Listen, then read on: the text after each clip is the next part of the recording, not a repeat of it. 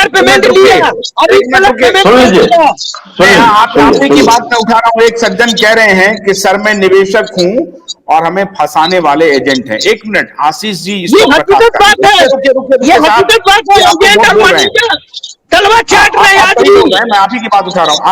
आशीष जी को ज्यादा जानकारी है, अभय जी भी सुन रहे हैं।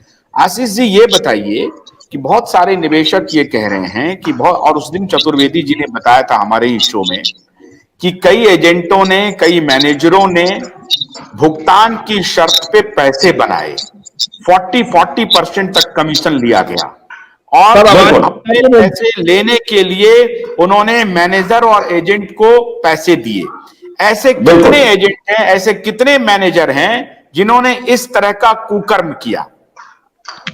बिल्कुल सही क्वेश्चन, ऐसा हुआ है। मैनेजर को आप जो काउंट कर रहे हैं ना, ये ऊपर से होता था जोनल चीफ के यहाँ से। जोनल चीफ दे एंड में जब ये सोसाइटी का जब ये बवाल शुरू हुआ, अब जैसे मैं इन सर की बात कर रहा हूं, अब ये एक इन्वेस्टर है, इनको कैसे पता कि मेरा पैसा पेएबल में है? मैं एक चीज बड़ी छोटी सी पूछना चाहता हूं ना, पेएबल क्या है? पेएबल के बारे में ये तो वर्कर ही बता सकता है ना भाई। पेएबल के अंदर पेमेंट पड़ी आपकी, उसमें ना आपको इंटरेस्ट मिला ना आपको कुछ मिला एक्स्ट्रा। अब ये साहब कहते हैं जी कि मेरा पैसा पेएबल में है, लेकिन मैं एक इन्वेस्टर हूं। अरे सर, आप इन्वेस्टर है तो आपको कैसे पता कि आपका पैसा पेएबल में? What is the meaning of payable? मैं इनसे ये पूछना चाहता हूं। देखिए, हम यहां पर लड़ने के लिए या कोई आर्गुमेंट करने के लिए। आशीष सर मेरे बात 1 मिनट मैं चाहूंगा। आशीष सर जी, जेके जी वास्तव में इन्वेस्टर ही हैं, एक ऑटो चलाते हैं और जब अपने घर का जीविकापार्जन करते हैं। जेके जी इस समय लाइव में है तो उसी ऑटो में बैठ के कर रहे हैं। इनके ही एजेंटों के द्वारा यह बात बताया गया। शुक्ला सर, मेरा कहने का मतलब ये पेएबल की बात कर रहे हैं ना, पेएबल के बारे में कैसे पता? मैं क्या देखने मेरे को ऑटो चलाना पड़ रहा है। मालूम, मैं भी एक इन्वेस्टर हूं, मैं भी एक इन्वेस्टर हूं, हमको कैसे मालूम? रोड पर सुनिए, अभय देव शुक्ला जी को पता है, मैं रोड पर रहता हूँ। पूरे बाले बच्चे आज के डेट में स्कूल का 20,000 रुपया फीस गिरा हुआ है, 3 बच्चे का। मालिक सबसे ज्यादा सर हमारे से पूछो, गिरा हुआ है। आप ही का क्षेत्र की लड़की की शादी है, शुक्ला जी को मैं बता रहा हूँ। लड़की की शादी फरवरी में है लखनऊ में। ऐसा कौन सा है? मेरी बात सुनिए, बस्ती से शुक्ला जी आ रहे हैं।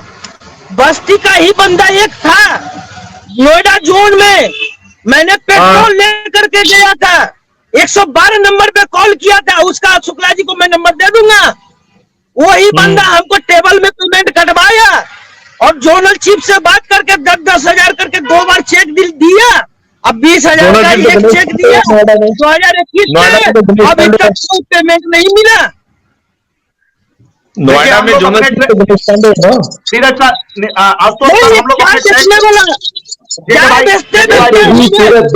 आपके जैसे 13 करोड़ लोग हैं, आप अकेले नहीं हैं। जेके भाई प्लीज, आज तो आप अकेले नहीं है। आज का डिबेट बहुत रुकिए अबे जी, आप बाद में बोलिएगा। 1 मिनट रुकिए, हमको आज हम समझने की कोशिश करते हैं उतना, और हम कंफ्यूज हो रहे हैं। आप हमें ये बताइए सही बात, अभी जो आशीष कालरा जी ने कहा और अभी संजीत मोदी जी कह रहे हैं 2018 तक वो काम कर रहे थे। मेरे पास मैसेजेज आ रहे हैं, हमारा खुद का पैसा था, क्यों क्यूसॉप में एजेंट ने बार बार दबाव डाल करके कन्वर्ट करा दिया। आशुतोष सर जी कह रहे हैं, बिल्कुल सही कह रहे हैं। मेरे को 2018 में ऐसे ही एजेंट और मैनेजर दोनों मिलकर के मेरे को फंसाया। एजेंट और मैनेजर, देखिए एक बात समझते जाइए, सुब्रत राय को गाली देने से काम नहीं चलेगा। अभी मैं एक और खुलासा करूंगा। 16,000 जमा करता था, 2,800 उसका कमीशन होता था। देखिए ये काम जो चल रहा था, केवल सुब्रत राय को चोरों की फौज थी क्या वहां पर? ऊपर से नीचे तक चोरों की फौज खड़ी थी। 2,800 कमीशन मिल रहा था और ईमानदार इन्वेस्टर को बर्बाद कर रहे थे आप लोग, और कहने पे लगे हुए हैं कि सुब्रत राय चोर था। 2012 के पहले सारे लोग कर रहे थे काम। 2010 में मीडिया में गड़बड़ियां शुरू हुई एक सेकंड के लिए बर्दाश्त नहीं किया, इस्तीफा दे दिया मैंने, मिनट नहीं लगाया मैंने। इसलिए बड़े शान से बोल रहा हूं, सारे लोग शागिर्द हुए थे, वहां पर खड़े थे, किसी एजेंट ने सवाल नहीं उठाया, मैनेजर ने सवाल नहीं उठाया, मिल करके वहां पर चोरी कर रहे थे और हर चीज के लिए सुब्रत राय को बदनाम कर रहे हैं। मैं यही जानना चाहता हूं कि सुब्रत राय अगर 2012 तक हर निवेशक का पैसा दे रहा था, चाहे जिस भी कंपनी से देता हो, 80% मान लीजिए सरकार के पास जमा रहता था, और उसका कह रहे हैं कि मैच्योरिटी पूरा होने पर पैसा दे रहा था, आखिर 35 वर्षों तक कैसे चला लेगा कोई कारोबार? इतना बड़ा गोरख धंधा चल रहा है। ये खेल शुरू हुआ 2012 के बाद। तो 75 क्या हम लोग चोरी कर रहे थे क्या? सर मैं आपको बताऊं, एजेंट होंगे, अच्छे जो कर्मचारी होंगे वो बेचारा परेशान होंगे। आपको रियलिटी आप सुनिए, खेल हुआ क्या मैं आपको बताता हूं। देखिए, क्योंकि इनके पास जो है ये सोसाइटियों का जो पैसा, जब इन्होंने जब ये रियल एस्टेट का पैसा लेना शुरू किया, जो नॉर्मल वे में काम चल रहा था, कोई इशू नहीं था, नेचुरली फंसे तब जब ये आईपीओ लेने गए।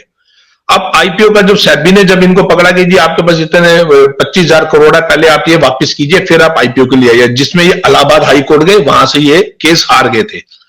अब आप ये देखिए, मैं आपको बता दूं, जो थोड़ा सा एग्रेसिव जो भाई साहब जेके साहब हो रहे हैं, देखिए ऐसा था, आईसीआई बैंक, आईडीबीआई बैंक और आईएफसीआई, इन लोगों ने जब ये लॉन्च हुए थे तो 5-5 हजार पे इन्होंने एक स्कीम निकाली थी, 15 साल में 25,000, वो एक बॉन्ड निकला था। वो बॉन्ड बहुत अच्छी तरह बिके, ये 90s की मैं आपको बात बता रहा हूं। उसके बाद जब ये लोग सेबी के पास अपने आईपीओ लेने के लिए गए, तो आईपीओ के लिए उसकी भी कंडीशन ये थी कि आपने जो पब्लिक का पैसा लिया हुआ आप उसको रिटर्न कीजिए। तो उसमें आईडीबीआई बैंक, आईएफसीआई और आईसीआईसीआई, इन लोगों ने 5-5 हजार के, किसी के 7500, किसी के 6500, किसी के 7800, 8000 तक, 9000 तक वो इन्होंने सबने वापस किए थे। उसके बाद जब ग्रीन सिग्नल मिला तो तब जाके सेबी ने इनको आईपीओ के लिए अब एप्लीकेशन इनकी अप्रूव करी। सेम प्रोसीजर इनके साथ हुआ था।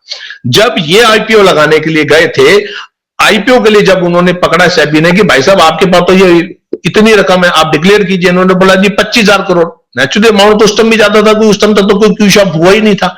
तो तब जाके सेबी ने जब इनको ये कहा कि ये अपनी तैच में आके ये हाईकोर्ट चले गए, इलाहाबाद हाईकोर्ट।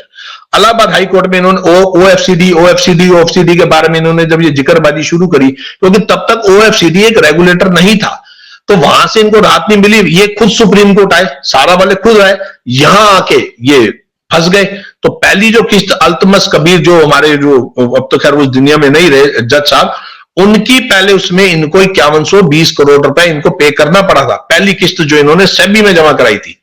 तो ये एक क्राइटेरिया जो एक नॉर्मल वे था बिजनेस करने का, ये यही था कि जब आप या तो आईपीओ के लिए जाते ना, अगर आप आईपीओ के लिए गए हैं तो उसमें अगर सीधा सीधा टर्म एंड कंडीशन जो गवर्नमेंट की है, और उससे पहले आपको खुद पता है कि आप इतने बड़े बिजनेस एम्पायर है, आईसीआई बैंक, आईडीबीआई, आईएफसी, इन सबके साथ हुआ था। तो इन्होंने ये देखिए चेक, देखिए चेक की फोटोकॉपी, चेक की फोटोकॉपी है।